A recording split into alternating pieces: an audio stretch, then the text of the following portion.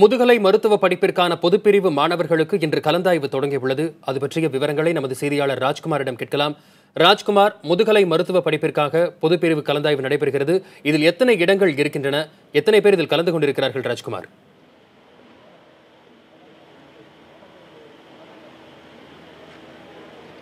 வசந்த், முதுகலை மருத்துவ படிப்பு மாணவர்களுக்கான கலந்தாய்வு, பொதுப்பிரிவு மாணவர்களுக்கான கலந்தாய்வு இன்று நடைபெறுகிறது. இன்று காலை 9:30 மணிக்கு சென்னை ஓமந்தூரார் அரசினர் தோட்ட பன்னோக்கு மருத்துவமனையில் இருக்கக்கூடிய வளாகத்தில் பொதுப்பிரிவு மாணவர்களுக்கான கலந்தாய்வு தொடங்கியிருக்கிறது. இன்று மட்டும் 400 பேர் இந்த கலந்தாய்வில் கலந்து கொள்வதற்காக அழைப்பு விடுக்கப்பட்டிருக்கிறது. ஒட்டுமொத்தமாக 762 இடங்கள் முதுகலை மருத்துவ படிப்பு மாணவர்களுக்கான இடங்கள் இருக்கிறது. 13 அரசு மருத்துவக் கல்லூரியில் அவர்களுக்கு தேவையான இடங்கள் இந்த மருத்துவ கலந்தாய்வில் தேர்வு செய்யப்பட இருக்கிறது. குறிப்பாக இன்றிலிருந்து 11ஆம் தேதி வரை பொதுப்பிரிவு மாணவர்களுக்கான கலந்தாய்வு நடைபெற இருக்கிறது. இன்று மட்டும் 400 பேர் மருத்துவ கலந்தாய்வுக்கு அழைக்கப்பட்டிருக்கிறார்கள். அதே போன்று இன்று காலை 9:30 மணிக்கு தொடங்கிய இந்த மருத்துவ கலந்தாய்வில் முதலாவதாக வந்திருக்கக்கூடிய மாணவர்களுடைய சான்றிதழ்கள் சரிபார்க்கப்பட்டு அவர்களுக்கு தொடர்ந்து கலந்தாய்வு நடைபெற்று வருகிறது. முதுகலை மருத்துவ மேற்படிப்பில் இருக்கக்கூடிய மாணவர்கள் குறிப்பாக சென்னை அரசு மருத்துவக் கல்லூரியை அவர்கள் தேர்வு செய்து வருகிறார்கள். அதே போன்று அவர்களுக்கு விருப்பமான பாடங்களையும் தேர்வு செய்வதற்கான நடவடிக்கைகளில் இந்த கலந்தாய்வில் தொடங்கப்பட்டிருக்கிறது.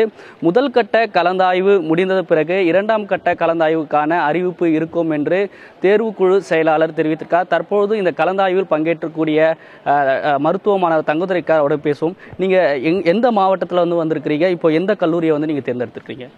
சேலம் மாவட்டத்தில் வந்திருக்கேன். இப்போ நான் Madras medical college empty general medicine எடுத்திருக்கோம்.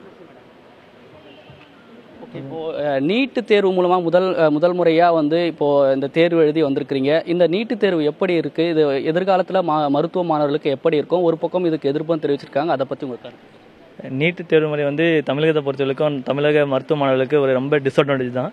ஏன்னா இப்போ நீட்டு தேர்வு முறை வந்தது மட்டும் இல்லாமல் இப்போ எம்சிஏ ஃபாலோ படி வேறு முதுகலை பட்டப்படிப்புக்கு அட்மிஷன் செய்ய சொல்லியிருக்காங்க. ஸோ அது முற்றிலும் பார்த்தீங்கன்னா கவர்மெண்ட்டில் ஒர்க் பண்ணுற அரசு மருத்துவர்களுக்கு இந்த வருஷம் பெனிஃபிட்டாக தெரிஞ்சாலும் பட் வரக்கூடிய வருஷத்தில் கொஞ்சம் ரொம்ப டிஸ்அட்வான்டேஜாக இருக்கும் கண்டிப்பாக. அதாவது தற்போது இந்த முதல் கட்டமாக இன்று நடைபெற்று வரக்கூடிய இந்த முதுகலை மருத்துவ கலந்தாய்வு 11ஆம் தேதி வரை நடைபெறுகிறது. இதற்கு பின்பாக 2ஆம் கட்ட கலந்தாய்வும் அதே போன்று தனியார் மருத்துவக் கல்லூரி மற்றும் நிகர்நிலை மருத்துவக் கல்லூரியில் இருக்கக்கூடிய இடங்களுக்கான கலந்தாய்வை அறிவிக்கப்பட இருக்கிறார்கள். இன்று மட்டும் 400 முதுகலை மருத்துவ மாணவர்கள் இந்த கலந்தாய்வுக்கு அழைக்கப்பட்டிருக்கிறார்கள். 11ஆம் தேதி வரை பொதுப்பிரிவு மாணவர்களுக்கான கலந்தாய்வு நடைபெற இருக்கிறது. வசந்த். ராஜ்குமார், அரசு மருத்துவர்களுக்கான 50% இடஒதுக்கீடு ரத்து செய்யப்பட்டதை கண்டித்து நேற்றைய தினம் மருத்துவமனை வளாகத்தில் மாணவர்கள், அரசு மருத்துவர்கள் போராட்டத்தில் ஈடுபட்டாங்க. அதே போல இன்றைக்கும் அவர்கள் போராட்டத்தில் ஈடுபட திட்டமிட்டிருக்கிறார்களா? அது குறித்த விவரங்கள்.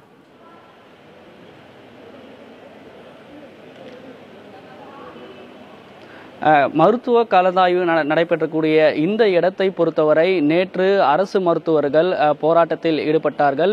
இன்று 2வது நாளாக கலந்தாய்வு நடைபெற்று வருகிறது. இந்த இடத்தை பொறுத்தவரை இன்று முன்கூட்டியே அது போன்ற சம்பவம் எதுவும் நடைபெறாமல் இருப்பதற்கான நடவடிக்கையை எடுக்கப்பட்டிருக்கிறது. குறிப்பாக மருத்துவ கலந்தாய்வு நடைபெறக்கூடிய இந்த இடத்திற்கு வெளிப்புறத்தில் காவல்துறையினர் பாதுகாப்புக்காக நிறுத்தப்பட்டிருக்கிறார்கள்.